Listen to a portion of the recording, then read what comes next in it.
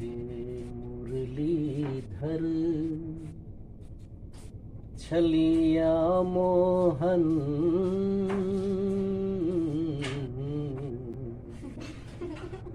हे मुरलीधर छलिया मोहन, हम भी तुमको दिल दे बैठे, गम पहले से कुछ कम तो न थे, एक और मुसीबत ले बैठे मुरलीधर। दिल कहता है ओ, दिल कहता है तुम सुंदर हो। जय श्री राम बंधु, आज के इस ब्लॉग में आप सभी का बहुत बहुत बहुत स्वागत है। सबसे पहले तो जय श्री राम, शुभ प्रभात। तो आज का विचार, आज के ब्लॉग में सबसे पहले हमारी बेटी प्रियम आपको कुछ कहना चाहती है। रामचरितमानस के अनुसार क्या कहना चाहती है, बोलो। कवन सो काज कठिन जग माही, जो नहीं होय तात तुम पाई। तोरे धर्म न दूजर सत्य समाना, आगम निगम पुराण बखाना। फिर से बोलो। धर्म न दूजर दूसर सत्य समाना, हाँ। आगम निगम पुराण बखाना। तो क्या इसका अर्थ तुम बता सकती हो? तुम बताओ। धर्म न दूसर सत्य समाना, आगम निगम पुराण बखाना। सत्य से बड़ा कोई धर्म नहीं, हाँ। और झूठ से बुरा कोई अधर्म नहीं। हाँ। तो बंधुओं, सबसे पहले तो मैं अपनी तरफ से कहूँगा, होई है सोई जो राम रचि राखा, को करी तरक बढ़ा वही शाखा। तो अब इसके अर्थ पे हम लोग आते हैं कि हमारी बिटिया प्रियम ने अभी कहा था, क्या कौन सा था तुम्हारा? कवन सो काज कठिन जग माही, जो कवन सो काज कठिन जग माही, जो नहीं हो तात तुम पाही। हे हनुमान जी, ऐसे कौन से कार्य हैं जो आप संपन्न नहीं कर सकते? तो बेटा हम इसमें यही बोलेंगे कि हनुमान जी अपने जीवन में बहुत सारे लोगों से मिले, मगर किन्हीं के साथ रहे क्या? रहे रामचंद्र जी के साथ। उनका स्वभाव है कि अगर वो वही कार्य करेंगे जो राम जी से कनेक्टेड होंगे। अगर राम जी के सिद्धांत को तुम मानते हो, राम जी जैसे आचरण को उतारते हो, तो हनुमान जी तुम्हारे पीछे पीछे डोलेंगे। प्रातः काल उठ कई रघुनाथा, माता पिता गुरु नावहि माता। अब ये कलयुग है बंधुओं। माता पिता को, हर व्यक्ति को अपने ग्रंथ का अध्ययन करना चाहिए ज्ञान के लिए, एकदम विशुद्ध हिंदी में। तभी कोई व्यक्ति एक अच्छा पिता बन सकता है, अच्छा भाई बन सकता है, अच्छा चाचा बन सकता है, अच्छा मामा बन सकता है, अच्छा मित्र बन सकता है। अगर वो व्यक्ति अच्छा नहीं है, उसे अपने सदग्रंथ का उन्होंने अध्ययन नहीं किया या अपने ग्रंथों को नहीं समझा, गुरुजनों के मुख से धर्म की बातों को नहीं सुना, तो उसे अपने कर्तव्य का बोध नहीं होगा। तो उसके जितने भी नीचे वाले बच्चे हैं, नीचे वाली पीढ़ी हैं, वो चाह के भी धर्म के मार्ग पे नहीं चल सकता। मित्र, बात को समझिएगा। इसलिए हर आदमी को अपने ग्रंथ का अध्ययन करना चाहिए।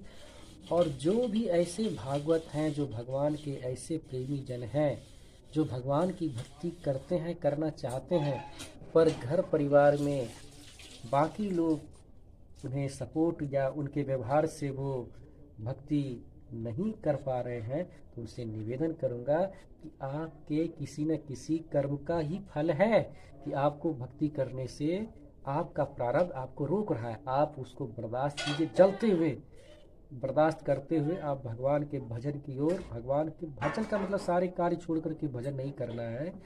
तो आप हर कार्य को भगवान का आदेश समझकर आप कीजिए, तो एक समय ऐसा आएगा कि आपके लिए भी संयोग तैयार होगा और आप भक्ति के मार्ग में आप सपोर्ट भी महसूस कीजिएगा।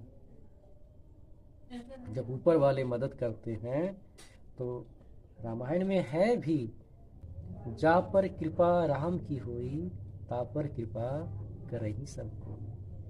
तो जब आप कुछ दिन कीजिएगा तो धीरे धीरे अपने ग्रंथों का, हाँ, अपने ग्रंथों का अध्ययन जरूर कीजिएगा। एक दो ग्रंथ का नाम मैं आपके बीच रख देता हूँ। श्री रामचरितमानस एकदम विशुद्ध हिंदी में, पूजा के भाव से नहीं। जब आप स्नान ध्यान करके खाना पीना खा लेते हैं तो समझदारी के लिए, ज्ञान हो उसके लिए आप श्री रामचरितमानस को हिंदी में पढ़िए। श्रीमद् भगवद गीता, भक्तमाल। नाश्ता है क्या, कर लो, कोई दिक्कत नहीं, नाश्ता भी कर लो और जाओ, धो करके आ जाओ और जल्दी आना, क्योंकि बच्चों में सब यहीं पे धो लो न, कल के पास उतना दूर क्यों जा रहे हो। ए युवराज, यहीं पे धो लो, क्योंकि बंधुओं ब्लाउज में कुछ भी बताया जा सकता था, उससे किसका हित होने वाला था। बच्चों को भी ज्ञान नहीं होता। जल्दी आओ, तभी तुम्हारे अंदर वो समझदारी आएगा। अगर जीवन में आप कुछ करना चाहते हैं तो सबसे पहले आपके अंदर जो है मानवता होनी चाहिए, इंसानियत होनी चाहिए। और हमारे ग्रंथ, हम बाहर जो प्रसन्नता ढूंढते हैं वो क्षणिक होता है। कोई प्यार से दो शब्द बोल दिया तो हम प्रसन्न हो गए, कोई रूखा व्यवहार कर लिया तो हम दुखी हो गए। ये जीवन नहीं है। जीवन वो है कि आप, दुनिया आपके साथ कैसा भी व्यवहार करे, आप प्रसन्न रहिए। आप भी व्यवहार उसके साथ उसके हिसाब से कीजिए, लेकिन भीतर की प्रसन्नता बनी रहे, इसके लिए जरूरी है कुछ ज्ञान अध्ययन करने पे होता है। अध्ययन जब कीजिएगा तो उसका एक अलग अनुभव होता है, हृदय में ही वो ज्ञान प्रकाशित हो जाता है। अपने सदग्रंथों का जब अध्ययन कीजिएगा तो ये बातें समझ में आएगी। तो मैं कह रहा था, हनुमान जी जो हैं, कवन सुकाज कठिन जग माही, जो नहीं होय तात तुम पाही। ठीक है प्रियम, ध्यान देना, नाश्ता भी करना, सुनना भी इसको। और भाई साहब, अगर पहली बार इस ब्लॉग पे आए हैं तो जरूर सब्सक्राइब कर लीजिएगा और अपने बच्चों को इस ब्लॉग को जरूर दिखाइएगा और शेयर भी कीजिएगा। तो हनुमान जी जो राम जी के चरित्र जैसे वाले व्यक्ति हैं, जो भक्त हैं, उनके पीछे पीछे डोलते हैं। कभी न कभी जीवन में आपको एहसास हो जाएगा कि भगवान कितने कृपालु हैं, हनुमान जी कितने बड़े रक्षक हैं भक्तों के। और हम आप जो केवल पूजा कर लेते हैं, कुछ स्तुति गा लिए, उसके बाद दैनिक अपने सांसारिक प्रपंच में जो व्यस्त हो जाते हैं, तो उसमें भाई साहब यही होगा कि बीमारी के लिए दवा, कहते हैं ना, रिलैक्स के लिए पेन किलर मिल जाएगा, लेकिन ट्रीटमेंट नहीं हो पाएगा, अस्थाई समाधान नहीं होगा। आपने स्तुति किया, प्रसाद खाया, तो उसका तो पुण्य है, वो आपको मिलेगा, लेकिन जो समस्याएं जीवन में घटित हो रही है वो जड़ से समाप्त हो जाए, वो नहीं हो, वो बना रहे, वो बढ़ेगा। जैसे बबूल बड़ा होता है, उसी प्रकार समस्याएं भी बड़ी होती चली जाएंगी।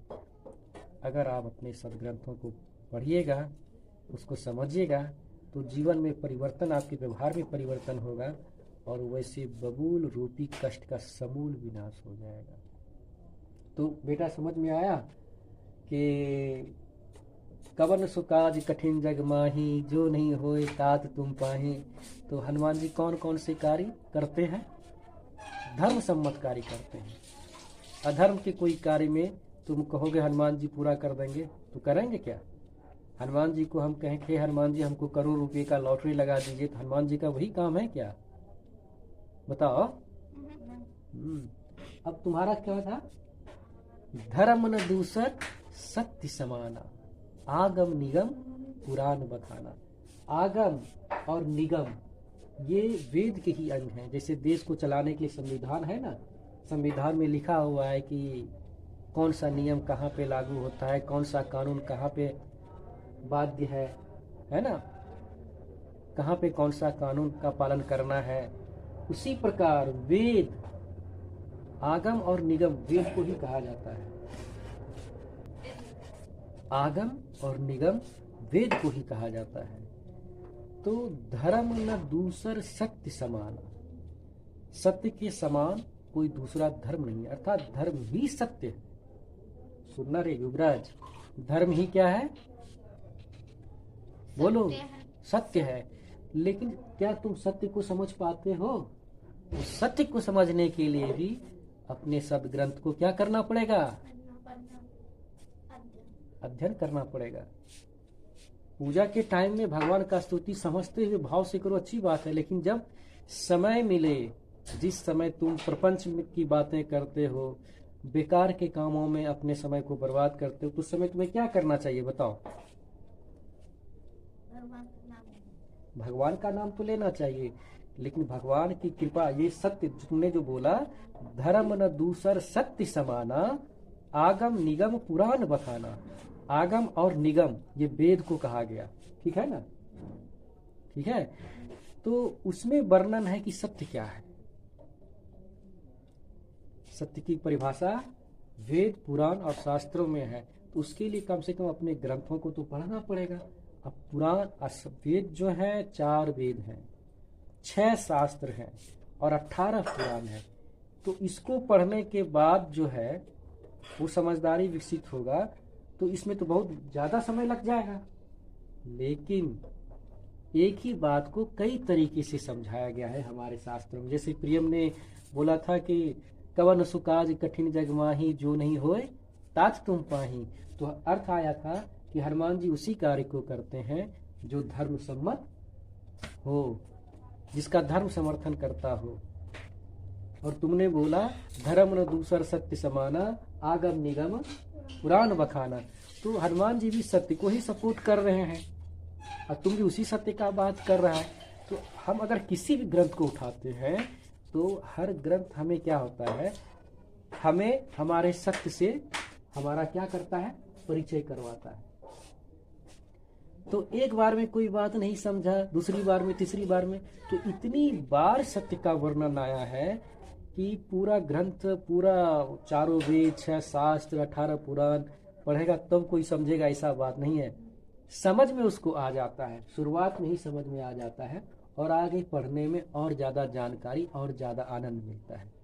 जैसे थोड़ी देर के लिए बात समझ लो कि अगर हमें खाने में जलेबी मिल जाए तो खाने में कैसा लगता है भैया? रसगुल्ला मिल जाए तो कैसा लगता है? बर्फी मिल जाए कैसा लगता है? सब अच्छा लगता है। इधर देख करके बात करो, वो सब खाने में हमें अच्छा लगता है। तो है तो सब में क्या, चीनी है। जिलेबी में भी चीनी, रसगुल्ला में भी चीनी, बर्फी में भी चीनी, सब में चीनी है। तो भगवान का जो हम सत्य जो बात कर रहे हैं, सत्य तो समझ में आ जाता है, लेकिन और जब ग्रंथ पढ़ने लगते हैं तो उसमें और ज्यादा हमको प्रसन्नता होती है। जैसे जिलेबी खाने से प्रसन्नता, रसगुल्ला खाने से प्रसन्नता, बर्फी खाने से प्रसन्नता, शाही टोस्ट खाने से प्रसन्नता। तो उसी प्रकार समझ में आ जाता है कि मिठाई मीठा है, तो सत्य भी समझ में आ जाता है, लेकिन पढ़ने में आनंद आने लगता है। तो आपको ज्यादा आनंद चाहिए तो खूब पढ़िए, अपने कार्यों को करते हुए कीजिए, अपने कर्तव्यों को पूरा करते हुए कीजिए। तो सत्य किसको समझ में आएगा? जो अपने सदग्रंथ को पढ़ेगा। कितने ग्रंथ को पढ़ने के बाद सत्य समझ में आता है बताओ? कोई भी ग्रंथ उठा लीजिए, पूरे ग्रंथ को नहीं, किसी भी ग्रंथ के कुछ ही बातों को पढ़ने पे सत्य समझ में आ जाता है। किसी बच्चे को जीवन में एक बार चीनी खिला दिया जाए तो उसे पता चल जाता है कि मिठास क्या चीज है। तो उसके बाद उसको पूछिए रसगुल्ला खाने में कैसा लगा, तो वो क्या कहेगा? पेड़ा खाने में कैसा लगता है? बर्फी खाने में कैसा लगता है? तो मीठा वही एक सत्य है। नमक सब्जी में खा लिए, एक बार थोड़ा नमक खा लिए तो सब्जी कैसा लगता है? नमकीन। झाल मुरी कैसा लगता है? तो है तो सब में नमक। उसी प्रकार मित्रों सत्य भी समझ में आ जाता है बंधुओं। तो तुमको सत्य और असत्य का अगर समझदारी विकसित करना हो तो क्या करोगे? अपने ग्रंथ को पढ़ना। कौन सा ग्रंथ? कोई भी ग्रंथ, और उसको पढ़ोगे तो समझ में आएगा। तो बंधु अगर बातें अच्छी लगी हो तो ज़रूर इसे शेयर कीजिएगा और पहली बार आए हैं तो सब्सक्राइब कर लीजिएगा। तो आइए एक भजन आपके बीच रखता हूँ। हे मुरलीधर छलिया मोहन,